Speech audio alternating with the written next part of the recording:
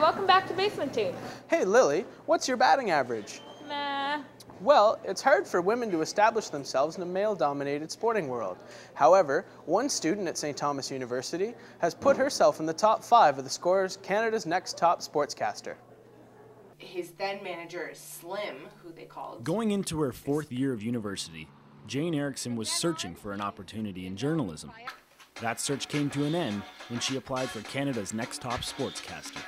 I'm representing every female sports fan across the country, which is sort of intimidating. The contest had more than 3,000 applicants. Each person had to put their talents to the test during a series of competitions in Halifax and Toronto. I honestly never thought that I would make it this far, but it was because my mom encouraged me to do it, and she said, yeah, you know, why not? Send in an application. What's the worst that could happen? The worst that could happen is that, you know, I didn't get a call back and no harm done, but I did get a call back, and now it's 4 months later and I'm going back up to Toronto tomorrow morning for more shooting. Being the only girl chosen for the top 5, Jane used her creativity to stand out from the rest. Hey guys, ever heard of a little thing called beard burn? Well, Gillette is coming to you with the solution. We've got the Gillette Fusion Power Gamer Razor and the Gillette Fusion Hydrogel. We've got 5 blades where there used to be 3 because no girl wants to wake up with a rash on her face from your dirty scruff. Jane credits her development to the intimate teaching approach St. Thomas University offers. Her accomplishments have been well recognized around campus, especially by the journalism professors. Don Dixon has almost 50 years of television experience and now passes on his knowledge to the younger generation of TV stars like Jane. We feel good. I think those of us who have contributed to her journalism and to her on-air work, I think are kind of proud of her for doing what she's doing.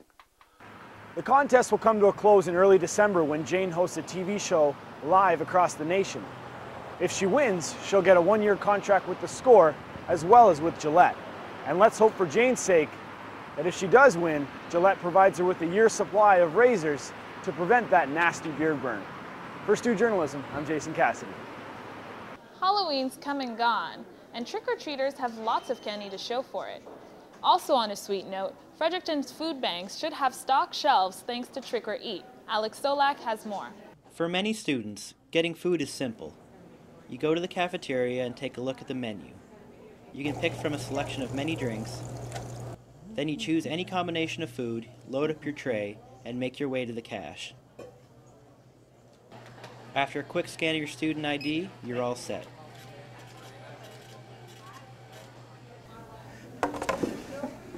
But for many students on campus, it's not just this easy. A lot of them going through hard economic times have to go upstairs to the campus food bank if they want a good meal today. The food bank sits behind the chapel on the 2nd floor of George Martin Hall. It serves as a pantry where food is kept for anyone who needs it. Volunteers from the campus ministry keep the shelves as stocked as they can. A lot of the food that comes in here comes from donations from the community. So every year, St. Thomas University students gather for an event they call Trick or Eat. Trick or Eat lets students dress up for Halloween and go door to door collecting food for the food bank. For many students, it's a last chance to do this without the social stigma that comes with being a 20-year-old trick-or-treater. Ashley Charlton is the president of Holy Cross House at St. Thomas University. And what did you do tonight? We gathered here around 5 and registered and got our route and stuff like that, and then we went out around 6 on the buses to our different locations, and we went around and collected canned good items for the food bank.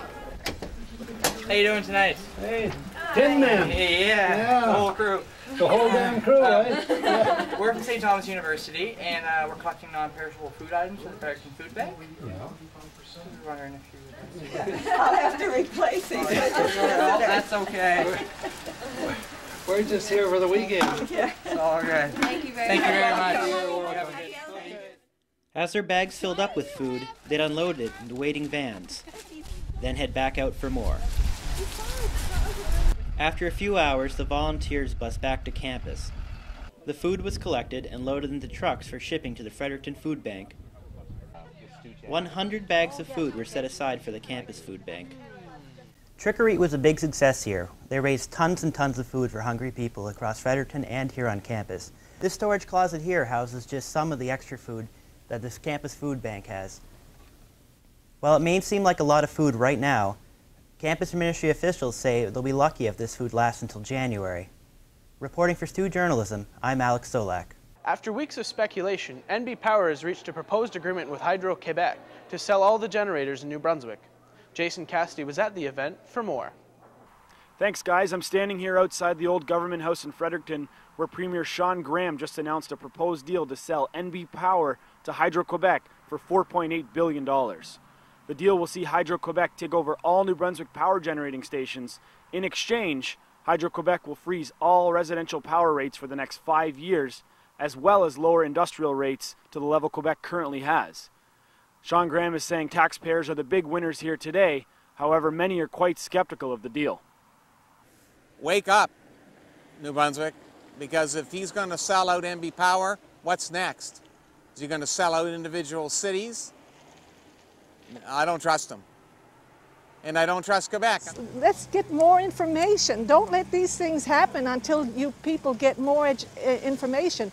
And that's why I went down there. I said, I don't know enough to know whether I'm for it or not. But I said, the people don't have enough information.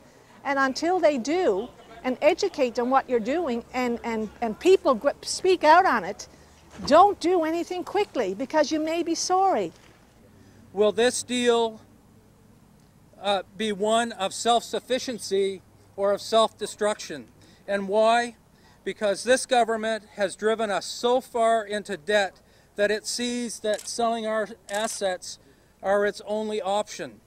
Well, Sean Graham, again, may be for sale, but New Brunswick is not for sale. After the 5-year rate freeze is lifted, prices will be determined by the New Brunswick Consumer Price Index. Graham says this is a good thing, as the $4.8 billion will help get the province out of debt. He says if there are delays in the legislature, New Brunswick power rates will go up by 3%.